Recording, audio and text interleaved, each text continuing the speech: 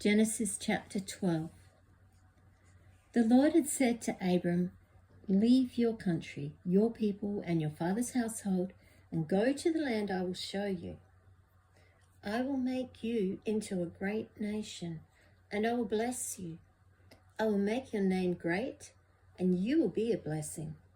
I will bless those who bless you, and whoever curses you, I will curse. And all the peoples on earth will be blessed through you." So Abram left as the Lord had told him, and Lot went with him. Abram was 75 years old when he set out from Haran. He took his wife Sarai, his nephew Lot, all the possessions they had accumulated, and the people they had acquired in Haran, and they set out for the land of Canaan, and they arrived there. Abram travelled through the land as far as the side of the great tree of Moreh at Shechem. At that time the Canaanites were in the land. The Lord appeared to Abram and said, "To your offspring I will give this land." So he built an altar there to the Lord who had appeared to him. From there he went on toward the hills east of Bethel and pitched his tent, with Bethel on the west and Ai in the east. There he built an altar to the Lord and called on the name of the Lord. Then Abram set out and continued toward the Negev. Now there was a famine in the land, and Abram went down to Egypt to live there for a while because the famine was severe. As he was about to enter Egypt, he said to his wife Sarai, "I know what a beautiful woman you are. When the Egyptians see you, they will say, 'This is his wife.' Then they'll kill me but let you live. Say you're my sister, so that I'll be treated well for your sake, and my life will be spared because of you." When Abram came to Egypt, the Egyptians saw that she was a very beautiful woman.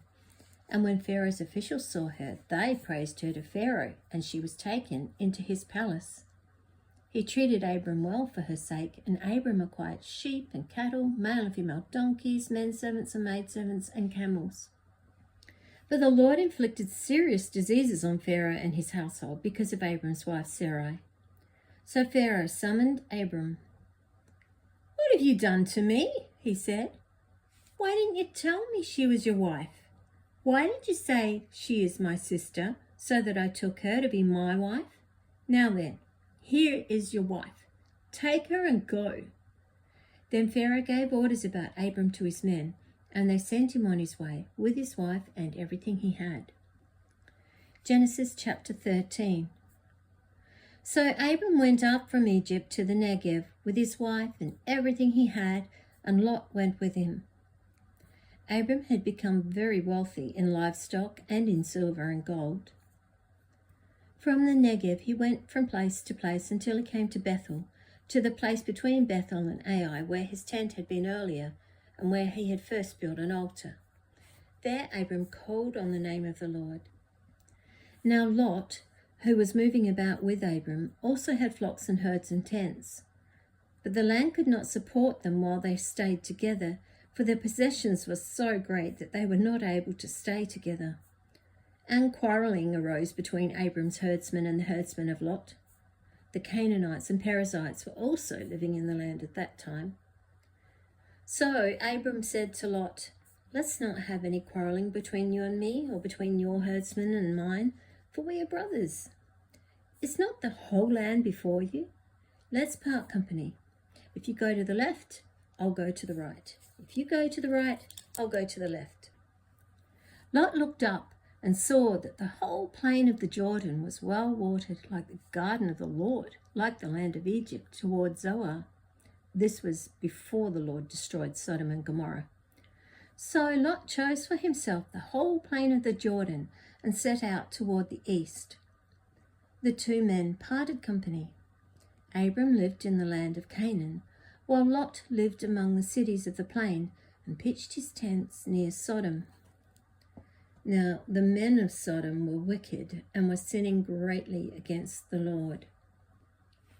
The Lord said to Abram after Lot had departed from him, "Lift up your eyes from where you are and look north and south, east and west. All the land that you see I will give to you and your offspring forever. I will make your offspring like the dust of the earth, so that if anyone could count the dust, then your offspring could be counted. Go, walk through the length and breadth of the land, for I am giving it to you." So Abram moved his tents and went to live near the great trees of Mamre at Hebron, where he built an altar to the Lord.